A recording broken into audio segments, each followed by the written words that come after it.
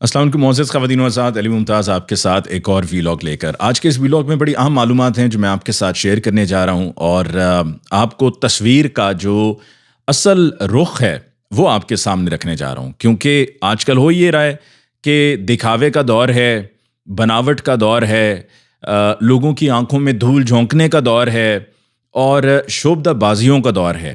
तो जहाँ-जहाँ कोई शोबदाबाज़ी करेगा और शोबदाबाज़ी करके ये समझेगा कि जी उसने लोगों की आँखों में धूल झोंक दी है, तो उनकी बहुत बड़ी भूल है और उसको हम गलत साबित करेंगे। और मैं बात कर रहा हूँ मैडम चीफ़ मिनिस्टर की। जी हाँ, आपकी अपनी मैडम चीफ़ मिनिस्टर। अगर आप कहते हैं नहीं, नहीं, नहीं, नहीं, नहीं, नहीं, हमारी वो चीफ़ मिनिस्टर नहीं है, हम उन्हें चीफ़ मिनिस्टर नहीं मानते, तो चलें मैं आपसे उसके लिए माज़रत भी कर लेता हूँ। सबसे पहले तो ये कि अडयाला जेल की मैं बात कर लूँ कि अडयाला जेल में जो ये कल रात की इतलात थी कि जिसमें कुछ अफ़गान बाशिंदे हैं वो पकड़े गए हैं और उनके पास से असला और नक्शे मिले हैं अडयाला जेल के और ये कहा जा रहा है कि जी बहुत बड़ा मंसूबा था दहशतगर्दी का कि जिसको नाकाम बना दिया गया है। बहुत अच्छी बात है जी, शाबाश, और हमें खुशी है इस बात पर कि इस मंसूबे को नाकाम बनाया गया है। लेकिन अडयाला जेल एक हाईएस्ट पॉसिबल सिक्योरिटी पॉइंट है। वहाँ पर, और अगर आप कहते हैं जी माजी में भी इससे पहले बहुत से हाईएस्ट पॉसिबल सिक्योरिटी पॉइंट्स थे, वहाँ पर कैसे हो गया, तो यहाँ पर अगर आप ये कंपैरिजन करके बताना चाह रहे हैं कि जी हाई सिक्योरिटी पॉइंट है लिहाजा ऐसा कुछ हो नहीं सकता था। देखिए यहाँ पर सिक्योरिटी इसलिए भी at the highest possible level होती है कि यहाँ पर कुछ ऐसे लोगों को भी जेल में बंद किया गया है, दहशतगर्दों को, जिनका ताल्लुक दहशतगर्द तंजीमों से रहा है और मुख्तलिफ दहशतगर्दी के वाक़यात में मुलव्विस रहे हैं। तो लिहाजा यहाँ पर एक्स्ट्रा एक्स्ट्रा केयर की जाती है। और जो असल बात है, जो असल कहानी लग रहा है कि इस पूरे मामले के इर्द गिर्द है, वो चूंकि ये पंजाब गवर्नमेंट के अंडर आता है और जो ये कार्रवाई की वो भी सीटीडी ने की है, पुलिस ने की है, तो उसके पीछे वजह ये नज़र आ रही है कि जी इमरान खान साहब को किसी ना किसी वजह के तहत यहाँ अडियाला से मुंतकिल किया जाए और बनी गाला भेजा जाए। और इमरान खान साहब ये चाहते ही नहीं हैं, वो नहीं चाहते कि वो बनी गाला जाएं, वो तो बल्कि अपनी अहलिया के बारे में भी कहते रहे हैं और उनकी अहलिया भी यही कहती रही हैं, बुशरा बीबी, कि वो भी अडियाला में रहना चाहती हैं, बनी गाला में नहीं।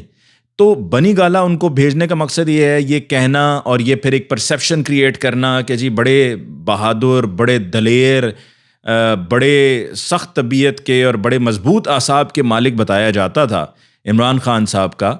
तो वो देखिए उन्होंने तो पहली ऑप्शन उनको मिली और फौरी तौर पर बनी गाला जाने का फैसला किया। तो ये अडियाला के हवाले से जो इतला आई है ना, उसके पीछे असल जो मुझे बैकग्राउंड नज़र आ रहा है वो मैंने आपके सामने रख दिया। फिर आगे बढ़कर बात करते हैं जी फॉर्म 45 की। मैं आपको उस तरफ लेकर आ रहा हूँ, आप फिक्र ना कीजिए कि मैडम चीफ मिनिस्टर ने क्या किया और मैडम चीफ मिनिस्टर की एक कार्रवाई, एक ऐलान, उसको मैं आपके सामने किस तरीके से एक्सपोज करने लगा हूँ, वो आप बस थोड़ा सा इंतज़ार कर लीजिए, मेरे पास वो तमाम तर तफसीलात मौजूद हैं।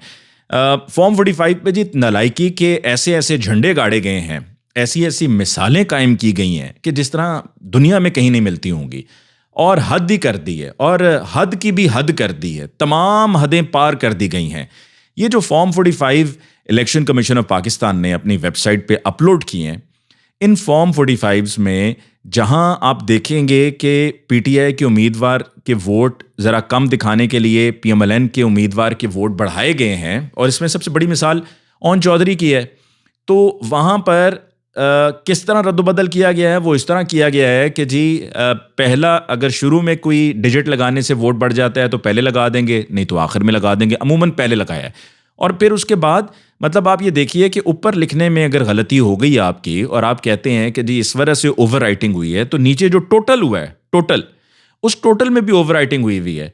और वो जो टोटल में ओवर राइटिंग हुई है उसमें भी अगर आप गौर करें तो आपको पता चलेगा कि अगर ये जो पीएमएलएन के उम्मीदवार को वोट बढ़ाकर बताए जा रहे हैं जैसे कि ओन चौधरी के, अगर ये ना बढ़ाए जाते और फिर आप उन तमाम डाले गए वोट्स का टोटल करते तो वही टोटल निकलता नीचे जो ओवर राइटिंग से पहले था।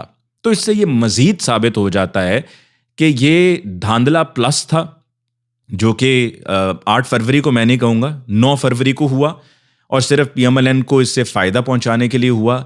बेनिफिशरी इसमें सबसे बड़ी पीएमएलएन है, क्योंकि इसी धांधला प्लस के नतीजे में विफाक में हुकूमत कायम करने में कामयाब रहे हैं, और इसी तरह पंजाब में, और वहाँ पर चचा जान हैं प्राइम मिनिस्टर, और इधर भतीजी साहिबा हैं मैडम चीफ मिनिस्टर।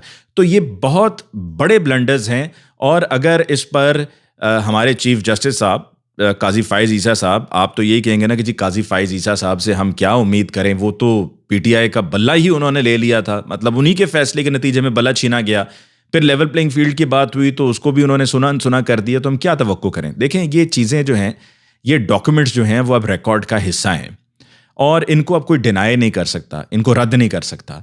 तो लिहाजा इसकी बुनियाद पर पाकिस्तान तहरीक इंसाफ का बड़ा तगड़ा केस है कि आप ये देख लें कि ये जो हेरा फेरी की गई है, ये जो 2 नंबरी की गई है, ये वाजे हो जाती है ना, जो मैंने अभी आपको मिसाल दी है कि जी ऊपर ओन चौधरी के वोट बढ़ाए। एक मैं आपको हल्के की मिसाल दे रहा हूँ, इस तरह बाकी तमाम हल्कों में भी यही है, और हल्के ही नहीं, तमाम पोलिंग स्टेशंस की यही कार्रवाई है, क्योंकि ये फॉर्म 45 को अपलोड करके वहाँ से ये चीज़, ये राज खुल रहा है।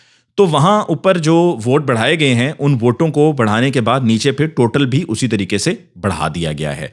आगे बढ़ते हैं जी, और अब बात करते हैं वो मैडम चीफ मिनिस्टर की। मैडम चीफ मिनिस्टर आजकल बड़ा वो शोबदाबाजियों में मसरूफ़ हैं, प्रोजेक्शन में मसरूफ़ हैं। हर वक्त उनके साथ एक फ़ोटोग्राफ़र होता है और एक वीडियो बनाने के लिए बंदा साथ में होता है, और उन्होंने उनके पल पल की, वो हंसें वो मुस्कुराएं तो वीडियो बनाओ, वो हंसें वो मुस्कुराएं तो तस्वीर खींचो, वो ये कहें कि हाँ मेरा ये काम है, मैं आपकी चीफ मिनिस्टर हूँ, मेरा काम है आपकी खिदमत करना, सुबह दोपहर शाम वीडियो बनाओ, तस्वीर खींचो। मरियम नवाज साहिबा के हवाले से अगर वो ये तासुर क्रिएट करने की कोशिश कर रही हैं कि जिस तरह शहबाज शरीफ साहब के बारे में कहा जाता है कि जी खादमे आला शहबाज शरीफ साहब, तो इस तरह अगर इनका परसेप्शन क्रिएट किया जा रहा है कि जी मजलूम की एक ही आवाज मरियम नवाज, मरियम नवाज, एक दफा फिर अर्ज किया देता हूं, मजलूम की एक ही आवाज मरियम नवाज, मरियम नवाज, ये तासुर क्रिएट करने की कोशिश की जा रही है। अब जो हकीकत है, या जो लोग जिसको समझते हैं, जानते हैं, और ग्राउंड पे भी यही हमें नजर आ रहा है, वो इसका उलट है, ठीक है। और वो कुछ यूं है कि जुल्म की अलमबरदार मरियम नवाज, मरियम नवाज, जुल्म की, जहां पर मैंने ये कहा है ना कि मजलूम की एक आवाज मरियम नवाज, मरियम नवाज, वहां पर इस पर भी जरा तवज्जो करें कि जुल्म की अलमबरदार मरियम नवाज, मरियम नवाज, जुल्म की अलमबरदार मरियम नवाज, मरियम नवाज। क्योंकि जो अब तक होता आ रहा है, जैसा कि जो इमरान रियाज के साथ भी हुआ, जैसा कि वो पीटीआई की खवातीन के साथ हुआ जो अभी तक जेलों में बंद हैं, सनम जावेद ख़ास तौर पे, क्योंकि वो सबसे ज़्यादा मरियम नवाज पर तनकीद करती थीं, और अभी तक उनकी रिहाई नहीं मुमकिन हो सकी है, जबकि कब के ये केसेस ख़त्म हो चुके होते, लेकिन उनको रिहा नहीं होने दिया जा रहा। तो ये सिर्फ और सिर्फ इसलिए क्योंकि मैडम चीफ मिनिस्टर उनकी रिहाई नहीं चाहती हैं। और मैडम चीफ मिनिस्टर ने जो कहा कि जी ख़वातीन को हरासा किया गया, या उन्होंने कहा कि मैं आपकी भी चीफ मिनिस्टर हूँ, सबकी चीफ मिनिस्टर हूँ, तो वहाँ पे फिर उनको चाहिए था कि अमलन ये करके दिखाएं, क्योंकि action speak louder than words. लेकिन नहीं, क्यों? क्योंकि जुल्म की अलमबरदार मरियम नवाज, मरियम नवाज। अच्छा जी, मरियम नवाज साहिबा जो आजकल कह रही है मैं कैंसर अस्पताल भी बनाऊंगी, मैं ये भी करूंगी, मैं वो भी करूंगी। सरगोदा में भी उन्होंने कहा कि जी हम एक कार्डियोलॉजी अस्पताल बनाएंगे। मैं पहले आपको क्विकली ये बता दूं, पहले भी बता चुका हूं, और इस बात को मैं एक दफ़ा नहीं 1000 दफ़ा दोहराऊंगा, क्योंकि मुझे इस बात की अंदर की कहानी का पता है और मैं इसका विटनेस हूँ। 2013 के इंतखाबात से पहले फरवरी में मैंने शहबाज शरीफ साहब का इंटरव्यू किया। उस इंटरव्यू की इजाज़त शहबाज शरीफ साहब ने इसलिए दी थी, मैं उस वक्त समर टेलीविज़न पे काम करता था, कि ये आएंगे, और उस वक्त ये मेट्रो मंसूबा जो लाहौर की बस है, मेट्रो बस, जंगला बस, इसका इफ्तिताह होने जा रहा था। तो ये आएंगे और आकर मेट्रो बस के हवाले से सवालात होंगे। लेकिन मैंने सिर्फ मेट्रो बस के हवाले से सवाल नहीं पूछा, बल्कि जब मैंने इंटरव्यू को ख़त्म किया तो उन्होंने जो साथ इंटरव्यू को लाइन अप करने वाले थे, हमें गो एड करने वाले थे, उनकी तरफ यूँ देखा शहबाज शरीफ साहब ने कि की है, मतलब सिर्फ सवाल होने थे मेट्रो बस और उसकी तारीफ़ों के, पर इधर तो सवाल कुछ और हो रहे हैं। मेरा उनसे गुफ्तगू का आगाज़ इस तरह हुआ, क्योंकि मैं समर टेलीविज़न में था, तो शहबाज शरीफ साहब से मैंने सवाल पहले पूछा। मैंने कहा जी कैसे हैं आप, खैरियत से हैं आप? उन्होंने कहा जी, ये इंटरव्यू में बात हो रही है, कैसे हैं आप, खैरियत से? उन्होंने कहा जी हम अल्हम्दुलिल्लाह। फिर उन्होंने मुझसे कहा जी कैसा है समा? मैंने कहा समा है सुहाना। मैं आपको exact as it is quote कर रहा हूँ। मैंने उन्हें कहा कि जनाब इंस्टीट्यूट ऑफ कार्डियोलॉजी एक वज़ीराबाद में बना हुआ है, ये वज़ीराबाद इंस्टीट्यूट ऑफ कार्डियोलॉजी को लेकर ये परवेज़ इलाही साहब का मंसूबा था, उनकी हुकूमत में ये मंजूर हुआ, तैयार हुआ, लेकिन इसको ऑपरेशनल नहीं होने दिया गया शहबाज शरीफ साहब की तरफ से। और कब तक नहीं होने दिया गया? 2017 तक इस कार्डियोलॉजी अस्पताल को ऑपरेशनल नहीं होने दिया गया, क्योंकि ये सिर्फ परवेज़ इलाही साहब का मंसूबा था और उनको क्रेडिट जाता था। तो मैंने जब ये सवाल पूछा शहबाज शरीफ साहब से, तो शहबाज शरीफ साहब ने मुझे कहा कि देखें ना जी, वहाँ से ये लाहौर आए तो ये नज़दीक लाहौर है, ये इधर पिंडी है, तो इधर भी जा सकते हैं, उधर भी जा सकते हैं, तो इसकी ज़रूरत नहीं थी। यानी कि एक कार्डियोलॉजी अस्पताल जो इस इलाके की ज़रूरत थी, ये वज़ीराबाद कार्डियोलॉजी अस्पताल की मैं बात कर रहा हूँ, वज़ीराबाद इंस्टीट्यूट ऑफ कार्डियोलॉजी। तो वज़ीराबाद इंस्टीट्यूट ऑफ कार्डियोलॉजी के ऊपर उनकी लॉजिक ये थी कि जी देखें ना, लाहौर भी आ सकते हैं, पिंडी भी जा सकते हैं, तो इसकी क्या ज़रूरत है। यानी कि वो इस तरह के प्रोजेक्ट्स में यकीन ही नहीं करते। हाँ, सड़कें मड़कें बना लो, पुल चुल तामीर कर लो, अंडर पासेस बना दो, ये इस तरह की चीज़ों को वो पसंद करते हैं। ये अस्पताल वगैरह बनाना ये उनका फोटे नहीं है, ये उसको पसंद नहीं करते। तो वज़ीराबाद इंस्टीट्यूट ऑफ कार्डियोलॉजी इसकी बेहतरीन मिसाल है कि चौधरी परवेज़ इलाही साहब का मंसूबा था। चूंकि चौधरी परवेज़ इलाही साहब को उसका क्रेडिट जाना था, इलाके के लोगों ने चौधरी परवेज़ इलाही साहब को दुआएं देनी थी, शहबाज शरीफ साहब ने उसको होने नहीं दिया। अब उनकी भतीजी साहिबा यानी कि मैडम चीफ मिनिस्टर जो अब प्रेस कॉन्फ्रेंस करती हैं, वो आटे के थैले दे रहे हैं, तो पीछे एक थैला इधर रख लिया, किधर रख लिया। मैं तो सोच रहा था कोई पता नहीं है, थैला सामने टेबल पे रख दें कि भाई माइक हटाओ, आवाज़ तो पहुंच ही जाएगी, थैला सामने होना चाहिए, थैला, आटे का थैला, और उस पर नवाज शरीफ साहब की तस्वीर लगी हुई होनी चाहिए, नजर आना चाहिए कैमरे पे कि ये देखो आटा किसने दिया, नवाज शरीफ साहब ने। और मरीम औरंगजेब साहिबा साथ होती हैं ना, तो वो आपको याद है ना कि 2000 रुपये, तो हो सकता है मरीम औरंगजेब साहिबा ये कहें, देखिए आपके लिए मरीम नवाज साहिबा ने एक नहीं दो थैले दिए हैं, आटे के थैले। तो इनकी तरफ से अब कहा जा रहा है कि हम बनाने जा रहे हैं कार्डियोलॉजी अस्पताल सरगोदा शहर में। और ये जो कार्डियोलॉजी अस्पताल है सरगोदा शहर, इसकी मैं आपको तफसील बता दूं कि ये जी मीटिंग हुई थी 22/12/2022 को। वजीर आला थे उस वक्त चौधरी परवेज़ इलाही साहब, और उस वक्त इस मीटिंग में ये डिस्कस हुआ था कि जी सरगोदा में एक कार्डियोलॉजी अस्पताल होना चाहिए और उसको मंजूर किया जाना चाहिए, और ये चौधरी परवेज़ इलाही साहब का इनिशिएटिव था। और ये कैबिनेट मीटिंग थी जिसमें नाम रखा गया है Chaudhry Anwar Ali Cheema institute of cardiology Sargodha. और जैसे कि मैंने आपको बताया कि उस वक्त चौधरी परवेज़ इलाही साहब वज़ीर आला थे, और इस मीटिंग में जो कैबिनेट मीटिंग थी उसमें बात हुई कि जी जो एग्जिस्टिंग DHQ अस्पताल है सरगोदा का, वहाँ पर 730 बेड हैं, जिसमें 40 बेड कार्डियोलॉजी के लिए मुख्तस हैं, एक असिस्टेंट प्रोफेसर हैं, और जो कार्डिक कंसल्टेंट हैं जो हैंडल करते हैं उनके लिए ये इतना कार्डिक पेशेंट का लोड जो है वो लेना और उसको लेकर मैनेज करना मुश्किल हो जाता है। उन्होंने कहा जी सबसे जो करीब है लोगों के लिए सरगोदा की वो फैसलाबाद इंस्टीट्यूट ऑफ कार्डियोलॉजी है जो कि 130 किलोमीटर के फासले पर है। इसके अलावा पंजाब इंस्टीट्यूट ऑफ कार्डियोलॉजी है जो कि लाहौर में है और 200 किलोमीटर के फासले पर है।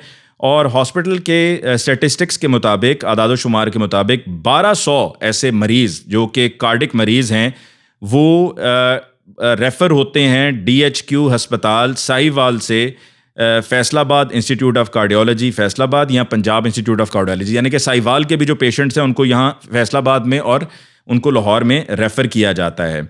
और कार्डिक ऐसा मर्ज़ है कि जिसमें आप हार्ट का मर्ज़ है कि जिसमें आप किसी किस्म की ताख़ीर जो है वो आप अफोर्ड नहीं कर सकते। तो लिहाजा ये लिखा गया, इस कैबिनेट मीटिंग में ये तय हुआ और इसको अप्रूव करने के लिए चीफ मिनिस्टर साहब चौधरी परवेज़ इलाही साहब के आगे रखा गया कि जी इस्टेब्लिश होना चाहिए इंस्टीट्यूट ऑफ कार्डियोलॉजी सरगोदा में, और ये 100 बेड का इंस्टीट्यूट होगा, सरगोदा इंस्टीट्यूट ऑफ कार्डियोलॉजी, जिसका नाम Chaudhry Anwar Ali Cheema institute of cardiology Sargodha होगा। और इसमें अप्रूवल के लिए ये सामने रख दिया गया था चीफ मिनिस्टर चौधरी परवेज़ इलाही साहब के। तो मरीम नवाज साहिबा जो ये तासुर देने की कोशिश कर रही हैं कि जी ये कार्डियोलॉजी अस्पताल सरगोदा में सरगोदा के लोगों के लिए तोहफा है नवाज शरीफ साहब का, मरीम नवाज साहिबा का, तो ऐसा कतन नहीं है।